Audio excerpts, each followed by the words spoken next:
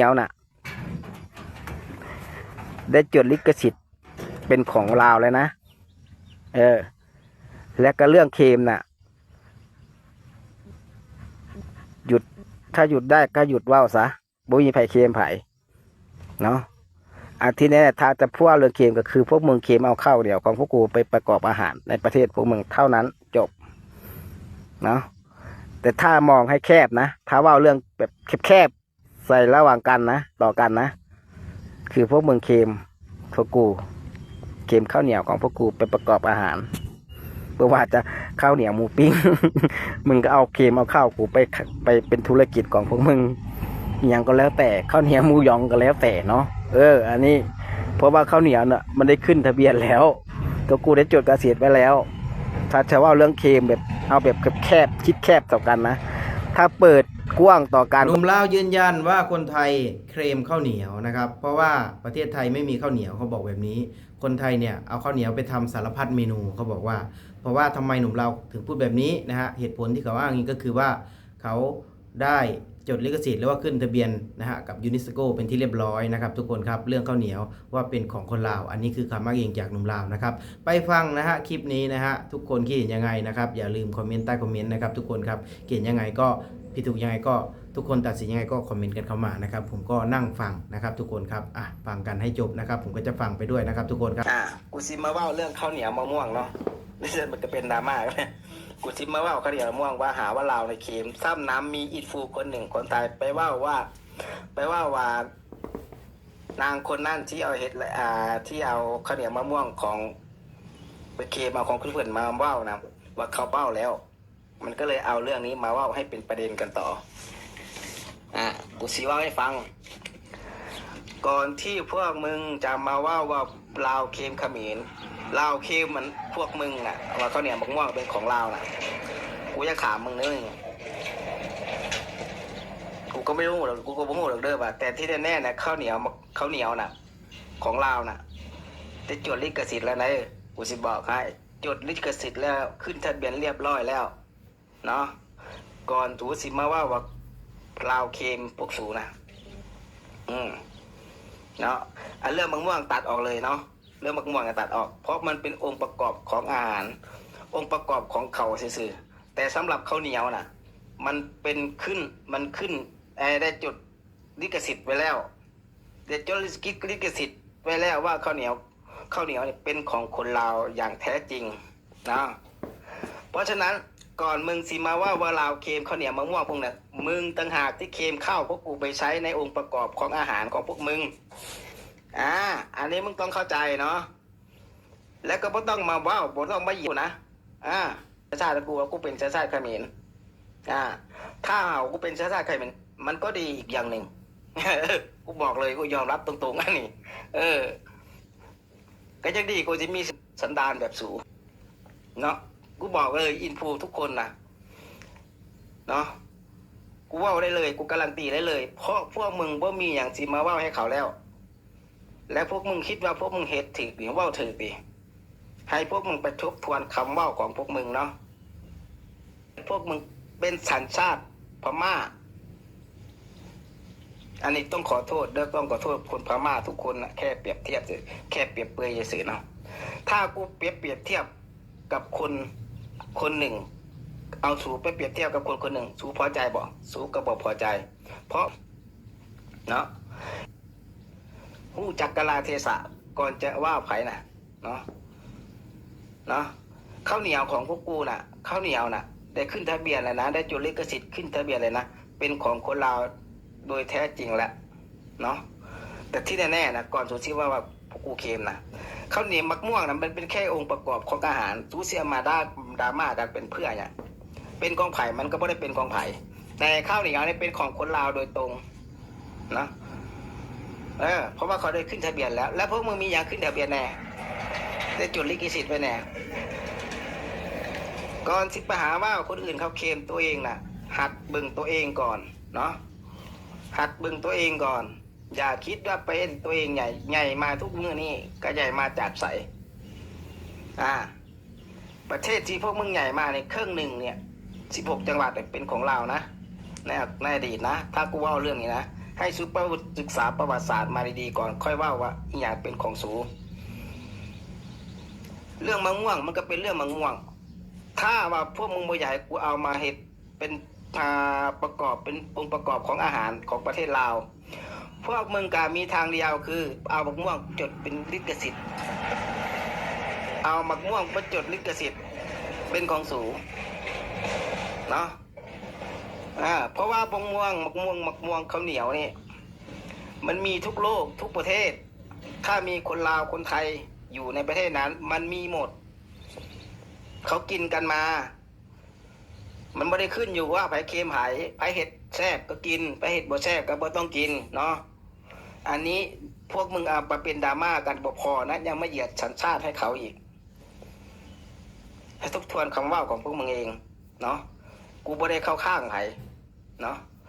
แต่ที่แน่ๆเนี่ยคือข้าวเหนียวเนี่ยได้ขึ้นลิขสิทธิ์ไปแล้วในของประเทศลาวแหละเนาะได้ขึ้นลิขสิทธิ์เป็นของประเทศลาวเรียบร้อยแล้วเนาะเพราะฉะนั้นถ้าพวกมึงว่าลาวเค็มข้าวเหนียวพวกมึงนั่นแหละเค็มข้าวเหนียวพวกกูเอาดีๆอันนี้มึงนั่นแหละเค็มข้าวพวกกู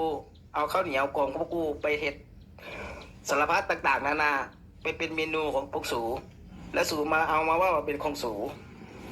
แต่ที่แน่ๆเนี่ยขึ้นทะเบียนเรียบร้อยเลยเด้อกูสิบอกให้ข้าวเหนียวนะข้าวเหนียวเนี่ยเป็นของคนลาวโดยตรงเลยเด้อเพราะว่าเขาคือรถจดลิขสิทธิ์ขึ้นทะเบียนเรียบร้อยแล้วเนาะอันนี้ว่าครับถ้าบ่มีอย่างที่ว่าก็บ่ต้องไปว่าบ่ต้องเอาสัญชาติไปเหยียดเขาสันดานของพวกมึงน่ะบ่เคยเปลี่ยนเรื่องเหยียดสัญชาตินะเฉพาะอินฟูบางคนนะบางคนบางกลุ่มนะบางพวกนะที่ยอดที่ยอดไลค์ยอดแชร์ของตัวเองตกและหาเรื่องขึ้นมาเว้าตั้งเรื่องขึ้นมาเว้าอันนี้กูบอกไว้เลยเนี่ยไฟฟังก็ฟังไฟฟังบ่ฟังแล้วก็แล้วแต่เชื่อก็เชื่อบ่เชื่อก็แล้วแต่เนาะกูบ่ได้บังคับไผหับได้ก็หับบ่ได้ก็เชิญออกจากช่องกูบ่ต้องแวะวงเวียนมาหากูเนาะกูบอกเท่านี้และต่อมากูบ่ฮู้นะแก๊งสเกมเมอร์ที่เป็นคนไทยนี่มันมาจากฝั่งไหนได้อย่างเบิ่งก่อนเครือข่ายแก๊งสแกมเมอร์49คนไทยกับประเทศนี่กูฮู้ว่าประเทศได้ส่งกลับเนาะบ่ลาวก็กัมพูชานี่แหละเบิ่งเอาพวกมึงคิดว่าพวกประเทศพวกมึงรวยนะมึงเคยว่านักว่าหนาว่าประเทศรวยประเทศเจริญมึงเบิ่งเอาคนมึงผิดกฎหมายแบบผ้าแห้งนะผ้าแห้งกว่าว่าแรงงานผิดกฎหมายอีกนะมึงกูสิบอกให้มากกว่าแรงงานผิดกฎหมายอีกเรื่องสแกมเมอร์นี่แล้วก็เป็นคนในประเทศมึงเองด้วยเด้อมึงแหกตาเบิ่งอินโฟที่แบบเหยียดสัญชาติคนอื่นนะมึงเบิ่งเอานี่เพราะฉะนั้นทางที่ดีก็คือเอาเหตุและผลมาว่ากันดีกว่าอย่ามาดราม่ากันบทสรรหาแน่เรื่องที่ดีนะหัดสรรหาเอาสัญชาติมาเหยียดตัวเองแน่เนาะเฉลยหาว่าคนนั้นอีกคนนี้กินอันนั้นเค็มคนนี้เค็มของโตกูสิบอกมึงไว้เด้อ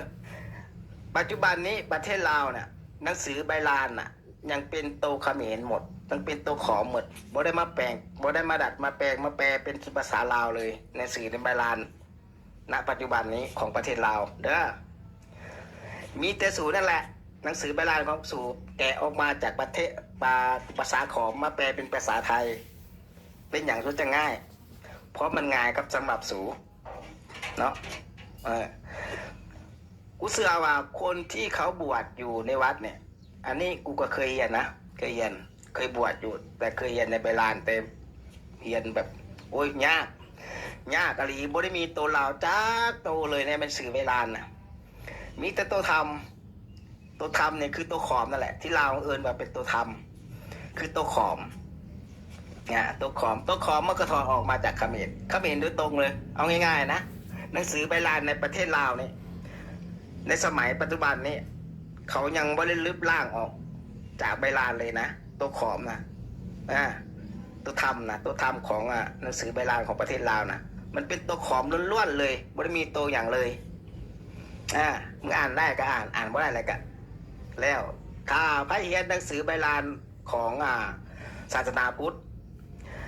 เป็นภาษาเขมรโดยอัตโนมัติ กูจะบอกให้ กูจะบอกให้เลย อันนี้คือว่าพื้นเราเรื่องหนังสือใบลานในปัจจุบันของประเทศลาวเนี่ยอันนี้สื่อเนาะว่าให้ฟังเฉยๆเพราะหนังสือใบลานในประเทศลาวเนี่ยของประเทศลาวเนี่ยจะโมเดลดัดแปลงมาเป็นภาษาลาวเลยจักโตเป็นภาษาขอมหมดก็คือหนังสือใบลานของประเทศไทยประเทศไทยจะมีตัวไทยเลยจะแปลมาเป็นตัวไทยเรียบร้อยเลยเขียนลงใส่ใบลานเรียบร้อยเลยอันนี้คือหนังสือใบลานแต่กูไม่ได้เรียนหรอกแต่กูเคยเห็นพระอาจารย์ลูกยมพอคนหนึ่งเอาหนังสือใบลานของประเทศไทยมาอ่านคือเป็นหลวงพ่อของฝั่งนั้นแหละที่มาประจำไม่ที่มาจำวัดอยู่ในแถวบ้านหมู่บ้านกูน่ะกูเคยเห็นเนาะมันชื่อใบลานเป็นตัวไทยหมดเลยไม่ได้มีตัวขอไม่มีตัวทำก็คือหนังสือใบลานตัวทำตัวหนังสือใบลานบ้านของลาวมีตัวทำมีตัวขอมเป๊ะๆมีตัวขอมเลยถ้าไปได้เรียนไปหนังสือไปบวชแล้วได้เรียนหนังสือได้เรียนอภิธรรมหรือได้เรียนบทเรียนของหนังสือใบลานของประเทศลาวเป็นภาษาเขมรโดยอัตโนมัติ เป็นตัวมีตัวขอมล้วนๆเลยบ่มีตัวใดมาปนอันนี้กูว่าเรื่องจริงอันนี้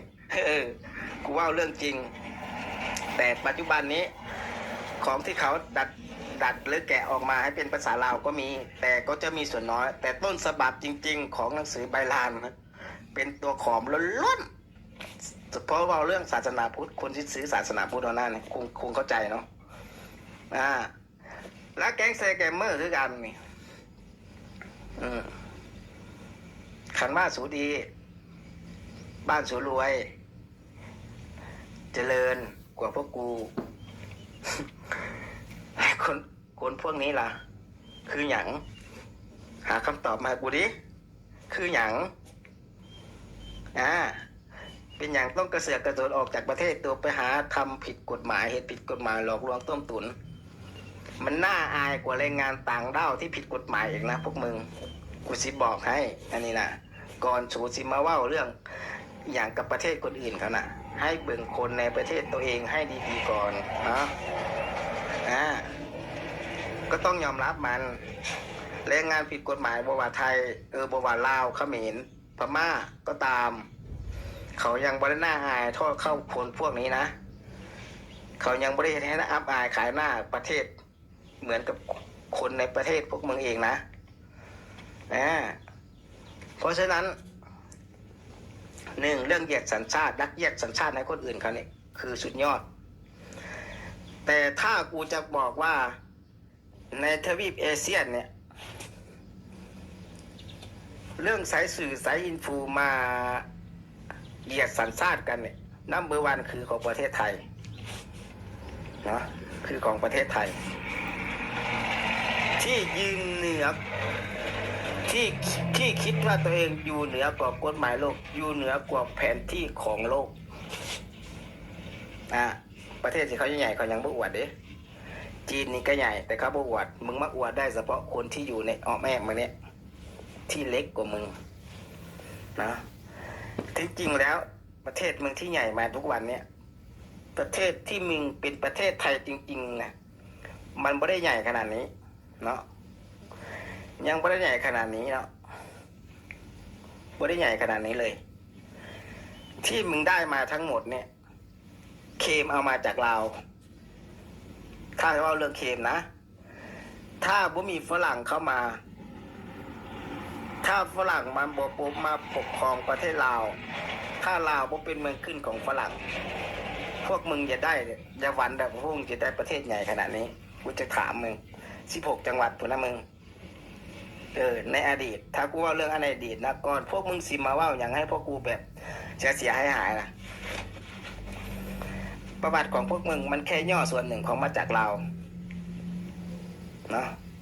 เอาง่ายๆคือเอาแต่ตัวดีของกู เท่านั้นสูเรียนประวัติศาสตร์เรียนประวัติศาสตร์เรียนแค่ด้านหนึ่งด้านเดียวบ่ได้เรียนประวัติศาสตร์ใน2 ด้านเรื่องข้าวเหนียวคือกันก่อนสิมาว่าพวกกูเคยพวกมึงน่ะคิดดีๆก่อนเนาะ1เกณฑ์ที่แน่คือกูว่าแหละข้าวเหนียวนั้นแต่เขาได้จดลิขสิทธิ์ไว้แล้วว่าเป็นของเราส่วนมะม่วงเนี่ยมันเป็น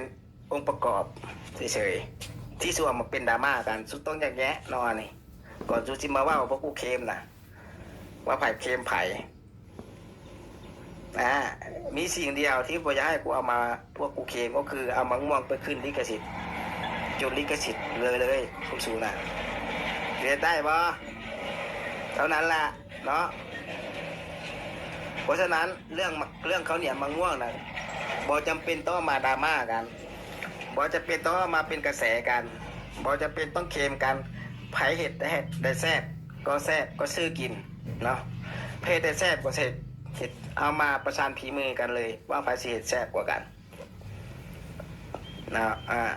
แต่เขาเนี่ยมะม่วงพวกมึงต้องกวนกะทิแต่พวกกูบอจะเป็นต้องกวนกะทิสดๆลาดเลยเนาะมันต้องกวนส่วนองค์ประกอบต่างๆเนี่ยความหวานมะม่วงมันมีอยู่แล้วเนาะความหวานมะม่วงคงมีอยู่แล้วมันมีอยู่แล้วอันนี้เจอไว้ให้พวกมึงเจอไว้ว่าข้าวเหนียวน่ะได้ขึ้นลิขสิทธิ์จดลิขสิทธิ์เรียบร้อยแล้วเด้อกูสิบอกไงมึงจื้อไว้เท่านี้แหละเรื่องมะม่วงนะมันเป็นองค์ประกอบแต่ให้มึงไม่ต้องจำก็ได้มะม่วงให้มึงจำแต่ว่าข้าวเหนียวของโปรลาวนะเขาได้ขึ้นทะเบียนและจดลิขสิทธิ์เป็นของคนลาวโดยตรงแล้วเด้อให้มึงจำคำนี้ไว้เท่านั้นพอมึงไม่ต้องเอามะม่วงมาประกอบเนาะมึงไม่ต้องเอามะม่วงมาประกอบให้มึงจำได้ว่าข้าวเหนียวของคนลาวนะเขาได้จดลิขสิทธิ์และขึ้นทะเบียนยูเนสโกแล้วขอโทษที่กูว่าแบบนี้แต่กูอยากเตือนพวกมึงก่อนที่ว่าพวกมึงมาเคมว่าพวกกูเคมนะอันที่แน่ๆเนี่ยคือพวกมึงนะเคมข้าวเหนียวกูไปเป็นองค์ประกอบของอาหารเฉยๆแต่ทุกกูก็ไม่ได้ว่าพวกมึงเคมคือเรื่องอาหารคือเรื่องข้าวเรื่องอาหารเนี่ยเราเอามาผสมผสานกันได้เนาะมันไม่ได้ขึ้นอยู่กับว่าไผ่เคมไผ่เนาะมีแต่พวกมึงนั่นแหละมาหาว่าคนอื่นเขาเคมเรื่ององค์ประกอบถ้ามองในถ้าเบิ่งในแบบถ้าเปิดให้กว้างนะคือเข้าเนี่ยมันบ่ได้จะเป็นดอกประจักษ์ขึ้นลิขสิทธิ์หรือบ่ขึ้นลิขสิทธิ์ที่ขึ้นไว้เนี่ยก็เพราะอย่างน่ะเพราะเป็นอย่างนี้แหละเพราะสันดานสุเป็นอย่างนี้แหละเนาะยังว่าแต่เขาเคมแต่ตัวเองน่ะเคยคิดบ่มียังแหน่อาชีพตัวเองเอาขึ้นลิขสิทธิ์ไว้แล้วนะตัวใดที่ว่าเป็นของตัวเองนะกูถามแต่พวกกูนี่เอาข้าวเหนียวมีประเทศใดเอาข้าวเหนียวเนี่ยจดลิขสิทธิ์ขึ้นเป็นข้าวเหนียวของประเทศลาวประจำประเทศลาวโดยตรงมีประเทศลาวคนเดียวที่กล้าเอาข้าวเหนียวขึ้นไปที่กล้าเอาข้าวเหนียวขึ้นไปจดลิขสิทธิ์ไว้เพราะฉะนั้นพวกมึงจิมาว่ากูเคมเนี่ยมันก็บ่ถือนะพวกมึงเองต่างหากที่ไปเคมเอาข้าวเหนียวของพวกกูไปประกอบอาหารแบบที่ว่าเอิญว่าสู้เคมนั่นเนาะสู้จำไว้ทำนี่แหละบ่ต้องมาจำอย่างเรื่องมะม่วงบ่ต้องคิดเนาะเรื่องมะม่วงบ่ต้องคิดให้สู้คิดแต่ว่าข้าวเหนียวเนี่ยลาวเอาขึ้นลาวได้จดลิขสิทธิ์ไว้แล้วเท่านั้นพอเนาะแล้วก็ไม่ต้องไปยัดเยียดสัญชาติให้คนนั้นคนนี้นะกูบอกไว้เลยนะถ้าเปลี่ยนได้ก็เปลี่ยนเด้อเลิกเหยียดเนาะถ้าเปลี่ยนได้ก็เปลี่ยนเนาะพวกกูไม่เคยเหยียดจะมีแต่พวกสูงกับพืชมันสื่อมันบอกให้หูว่านิสัยและสังพวกสูงเป็นแบบนี้ชาวโลกก็หูทั่วโลกเขาก็หูอยู่แล้วเนาะโดยรวมนะเปลี่ยนได้สันดานกิริยา ของมึงมันมาแต่กำเนิดแล้ว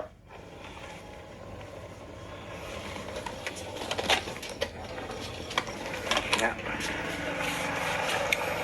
ก็เอินว่านิสัยส่อสันดานเนี่ยนิสัยส่อภาษากิริยาส่อสันดานแล้วกูว่าแบบนี้ได้เลยเนาะโอเคจบเอาแค่นี้แหละกูหู้อยู่แล้วว่าถ้ากูออกมาแบบนี้น่ะมันต้องมีคนซักที่ซักงอออกมาแต่กูบอกไว้เลยเด้อถ้าบอกอยากฟังก็ไม่ต้องฟังหัดไส้ลอลิงให้เป็นประโยชน์กับตัวเองอย่าเป็นแต่ไส้สอเสือได้อย่างเดียวเท่านั้นพอถ้าคิดว่ามึงมีฉลาดมึงก็ควรไล่ออกมาจากประวัติลงมาเลยจนมาถึงยุคปัจจุบันนี้เนาะถ้ามึงมีความรู้ความฉลาดมีสติปัญญาพอมึงก็คงจะเข้าใจเนาะในสิ่งที่มันเกิดอยู่ในปัจจุบันนี้